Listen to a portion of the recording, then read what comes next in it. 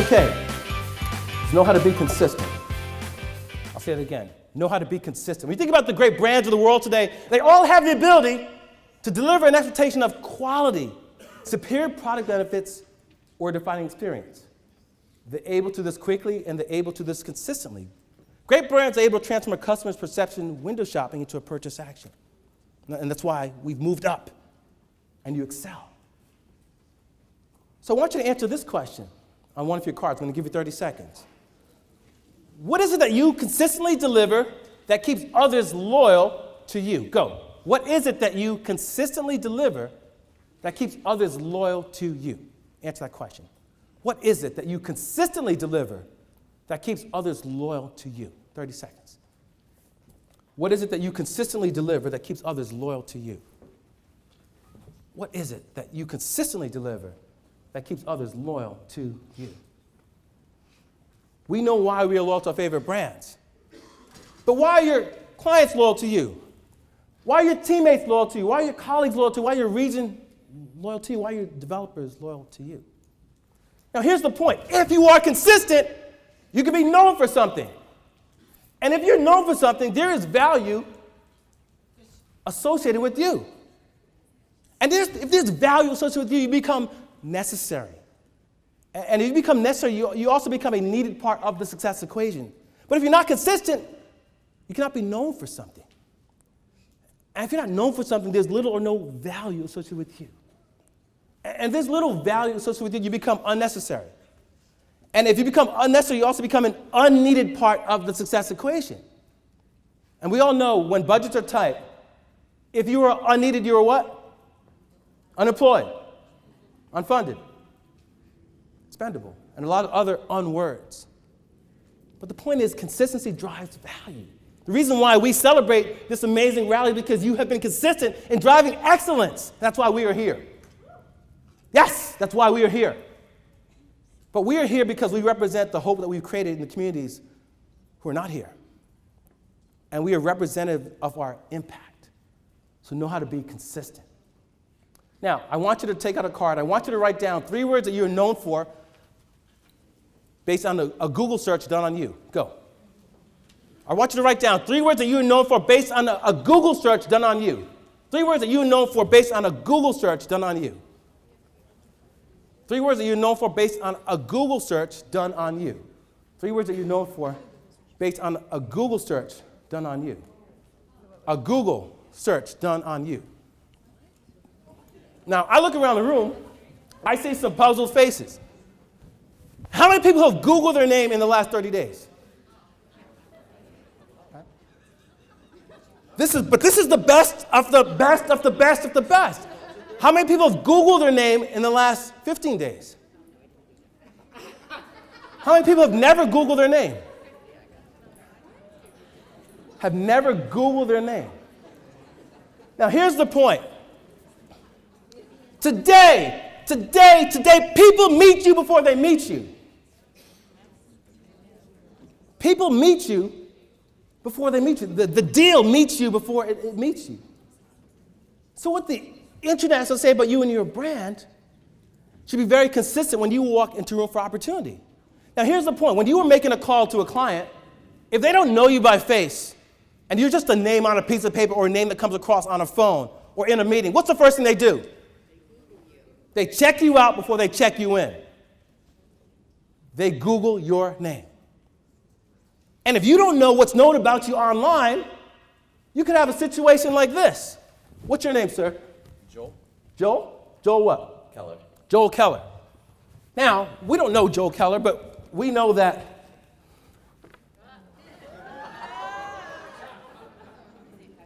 Joel Keller, serial killer. Wanted in 3 states. Now, we know that that's not that Joel Keller. But for many of us, the first thing that comes up when someone Googles our name may not be something that we want to be known for in our brand. So now, when you're walking in to provide guidance, advice, or staffing, or value, you now have a decision. Do you know what's known about you online? I am not that Joe Keller who takes life away, but I am the Joe Keller who's going to give life into your company. Now, all you did was take in the due diligence you did about your brand online, create an opportunity to be remembered. They like and they trust you more because you did that, and now you win the sale. People meet you before they meet you. So the takeaway here, again, is what I always focus on is what happens when you leave. Before you make any call to any client, you should always know what's known about you online. You should always Google your name. You should always see the perception that people are going to piece together about your brand so that you can either defend it, champion it, or overcome it. Know how to be consistent. Next question, 30 seconds. What is the most consistent thing said about you when you are not in the room? Answer that question. What is the most consistent thing said about you when you're not in the room? What is the most consistent thing said about you when you are not in the room? Answer that question. What is the most consistent thing said about you? He said, talkative. Malcolm, what's the most consistent thing said about you when you're not in the room? I'm worried about that. Paul, what's consistently said about you when you're not in the room? I'm consistent. Bob, what's said about you when you're not in the room, Bob? What's said about you when you're not in the room? Loving. Now, some of us have struggled, I don't know. But the point is, when you understand the consistency of your brand, you build the definition of what's said about you when you're not in the room. Next question. What is the most consistent thing said about you when you are in the room? Answer that question. What is the most consistent thing said about you when you are in the room? What is the most consistent thing said about you when you are in the room? What did they say? What did he say? Ugly. Beautiful. Beautiful, Bob. Beautiful. Now, the point is, consistency drives the value of what you want to be known for. And again, we're in an age where people meet you before they meet you. So having a consistent brand allows you to win because people then will set the expectation of what you'll deliver. Now, I want you to take out your cell phones. Take out your cell phones. Take out your cell phones. Take out your cell phones. I want you to turn to the front-facing camera feature of your phone. Bob, I'm going to do this in your honor. Turn to the front-facing camera feature of your phone. Now, at the count of 3, I want you to take a picture of yourself, but do not pose. Take a picture of yourself, but do not pose. Do not pose.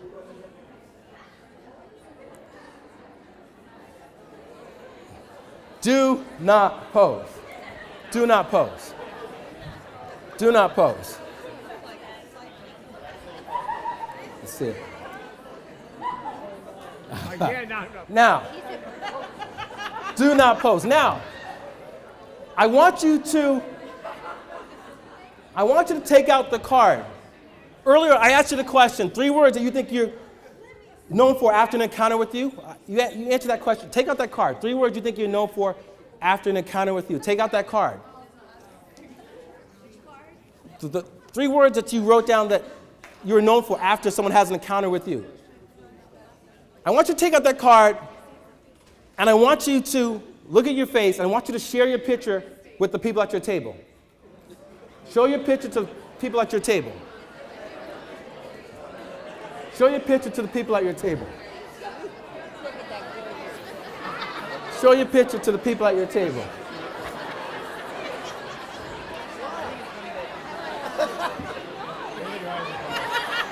Share your picture with the people at your table. Let me see that. Nice. Let me see this mug right here. All right. Now, here's the point. Here's the point. Here's the point. When people meet you, here's the point. When people meet you, whether they meet you with the tone of voice on the phone, or they meet you in person, or they meet you because they're watching you from afar, they meet what I call, this term called your FAR. Say face at rest. When you look at that face, they meet that face. They meet that face. And sometimes the face that we wear is the face of, I can't wait to retire. Or man, this is the 139th call I made this week. Or I love this company. Yes. But they meet that face. They meet your face at rest. And sometimes it shapes your brand at rest, which then shapes the perception they have of Express at rest. So the point is, as you look at your face, and your face could be your tone of voice on the phone. It could be how you show up for opportunity, the perception that people have when they first see you. Or it could be the referrals that they give about you and your service. As you think about that face, how near is your far to your brand? Know how to be consistent. Are you the face of opportunity? Are you the face of hope? Are you the face of encouragement? Or are you the face of, man, another call?